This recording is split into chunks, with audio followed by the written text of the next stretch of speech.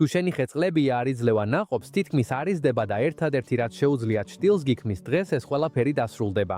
გასწავლის სამ ძალიან მარტივ მეთოდს, რომ ეს ხეხილი ისევ ამუშავდეს, ძალა დაიბრუნოს და დაიწყოს ნაყოფის მოცემა ისე, როგორც არასდროს. დავიწყოთ იმით, რასაც თითქმის ანამ ინაქცევს ყურადღებას. რა ხდება მიწის ქვეშ? შეგიძლია რამდენიც გინდა სასუქი მისცე გაწყლა ან მორწყა შენი ხე, მაგრამ თუ მიწა მაგარია და მთლიანად შეკუმშულია, პრობლემა გაქვს. წყალი, რომელსაც ასხამ, ძირითადად ზედა ფენებში რჩება და ვერ ასველებს მიწას სიღრმეში ისე, როგორც საჭიროა. დაიმახსოვრ ერთი დეტალი. რა ხდება, როცა რამდენიმე დღე წვიმს? მიწა სიღრმემდე იჟღინთება და ხე ამას მაშინვე გრძნობს. ზუსტად ამ ეფექტს მივაღწევთ ამ პირველ მეთოდით. პირველი რაც უნდა გავაკეთოთ, არის ხილის ხესთან ახლოს დაახლოებით 40-50 სანტიმეტრის სიღრმის ორმოს გათხრა, დაახლოებით 16-დან 20 დუიმამდე. მე ამ პალინს გამოვიყენებ, თუმცა ჩვეულებრივი ნიჩბითაც მშვენივრად შეგიძლია გააკეთო. აქ ერთი მნიშვნელოვანი ხრიკია. თუ მიწა ძალიან მაგარია, არ სცადო ორმოს ერთდროულად გათხრა. გათხარე იქამდე, სადამდეც შეგიძლია. შემდეგ დაამატე წყალი, რომ შემდეგი ფენა დარბილდეს და გააგრძელე გათხრა, სანამ დაახლოებით 40 სანტიმეტრთან 16 დუიმს არ მიაღწევ. როცა საჭირო სიღრმეს მივაღწევთ, ავიღებთ PVC-ის მილს, რომლის დიამეტრიც დაახლოებით 90-დან 100 მმ-მდეა, ანუ დაახლოებით 4 დუიმი. მილს მოვჭრით საჭირო ზომაზე და რამდენიმე ნახრეთს გაუკეთებთ მთელ იმ ნაწილზე, რომელიც მიწაში დარჩება. ახლა კი მოდით ვნახოთ, თუ როგორ გავაკეთებთ ამ ყველაფერს პრაქტიკაში. კარგი, ყველაფერი უკვე სრულად მზად გვაქვს. ახლა კი ამ მილს, რომელიც ჩვენ წინასწარ მოვამზადეთ, ვათავსებთ იმ ღრმა ორმოში, რომელიც ცოტა ხნის წინ ერთად გავთხარეთ. ვცდილობთ, რომ ის ძალიან კარგად და ზუსტად მოვათავსოთ პირდაპირ ცენტრში და ამის შემდეგ ნელ-ნელა ფრთხილად ვიწყებთ მიწვის მოყრას მის გარშემო, რათა ყველაფერი მყარად დაფიქსირდეს. ნიშნულოვანია, რომ მიწის შევსებისას მილის სრულად სწორად დარჩეს, აი ასე.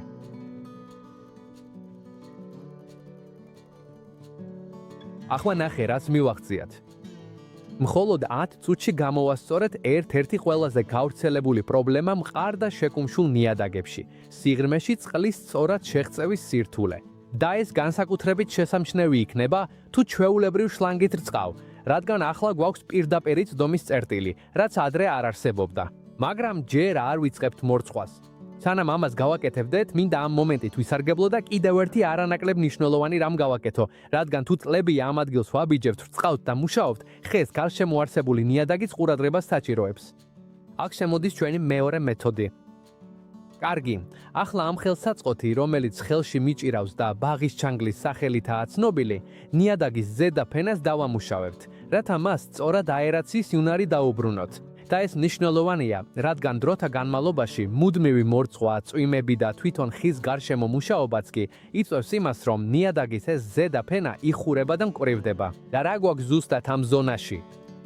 ძალიან ბევრი ფესვი, რომლებსაც ასევე ჭირდება ჟანგბადი. ამიტომაც ვაპირებთ ავანიავოთ ხეხილის გარშემო ეს მთელი ნაწილი, რომ ნიადაგი ისევ უფრო ფხვიერი გახდეს და ჟანგბადი ბევრად უფრო მარტივად შეაღწიოს. როგორც ხედავ, ეს ძალიან მარტივია. ნახერხს ნაწილობრივ ვარჭობთ ნიადაგში და ოდნავ უკან ვწევთ. მიწას სულ რამდენიმე სანტიმეტრით ან დუიმით ვწევთ ზევით. არ გვინდა ნიადაგი მთლიანად გადავაბრუნოთ ან სრულად აურიოთ. უბრალოდ ვარჭობთ, ოდნავ ვწევთ ზევით და უშვებთ. და ვიმეორებთ ამავე მოძრაობას ხეხილის გარშემო მთელ წრეზე, ზუსტად ისე როგორც აქ ვაკეთებ.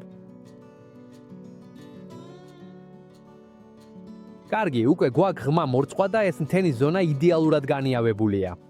ახლა ჩვენი ხეხილის გამოკვების დროა. ამისთვის გამოვიყენებთ ძალიან ცნობილ და მარტივად მოსაპოვებელ სასუქს, ცნობილ ტრიპლ 15-ს. საუბარი არ გვაქვს არც ერთ უცნაურ ან ძნელად საშუალო სასუქზე. მას პრაქტიკულად ნებისმიერ სანერგეში, აგრარულ მაღაზიაში, ონლაინ მაღაზიაში, ან თუნდაც ამავე ვიდეოში იპოვი. ამ წუთას ის ქვედა ნაწილში უნდა გამოჩნდეს. მაგრამ რას ნიშნავს სინამდვილეში ტრიპლ 15?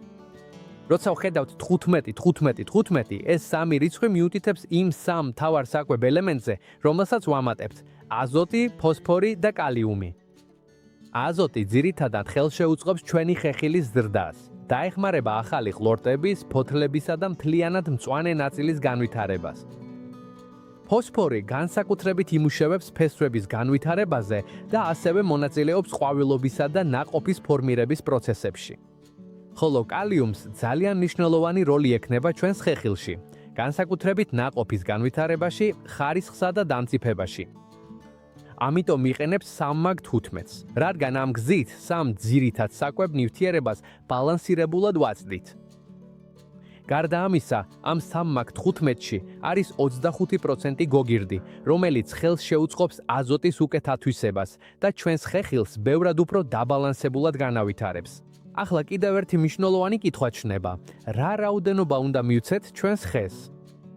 ამ შემთხვევაში მუშაობთ ახალგაზრდა მანგოზე, ამიტომ არ არის საჭირო რაოდენობის გადაჭარბება. დაახლოებით 70-დან 80 გრამამდე გამოვიყენებთ, ანუ დაახლოებით 2,5 უნცია, რაც დაახლოებით ამ მუჩას უდრის, რაც აქ მიჭირავს. მისი გამოყენება ძალიან მარტივია.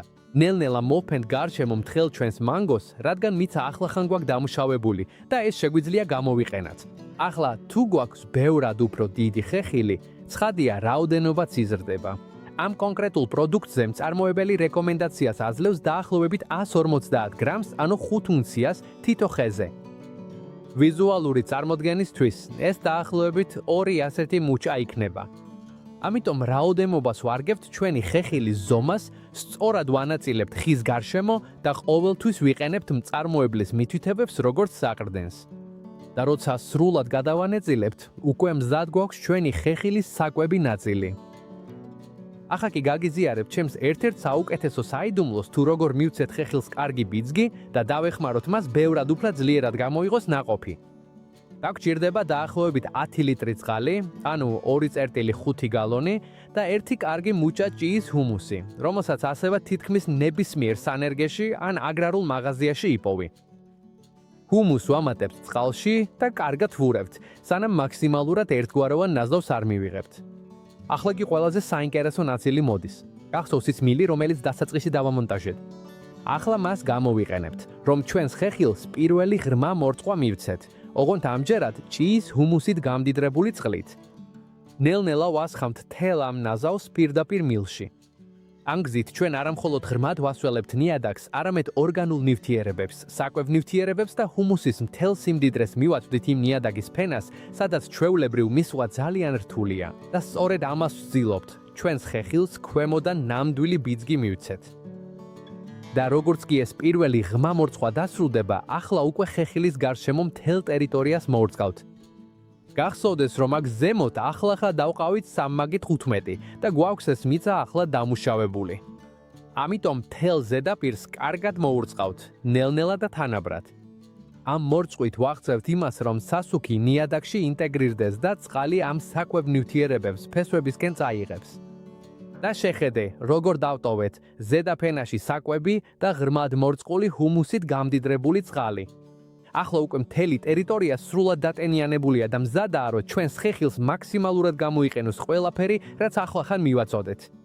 ახლა კი უკვე ყველაფერი მზადაა იმისთვის, რომ ის ხეხილი, რომელიც არც იზრდებოდა და არც ნაყოფს იძლეოდა, გამოიღვიძოს და ბევრი ხილი მოგცეს. თუ ვიდეო მოგეწონა, დაალაიქე, გამოიწერე არხი და გაუზიარე იმ ადამიანს, ვისაც ხეხილი უყვარს. თუ რაიმე კითხვა გაქვს, ქვემოთ კომენტარებში გკითხულობ. დიდი მადლობა და შევხვდებით შემდეგ ვიდეოში.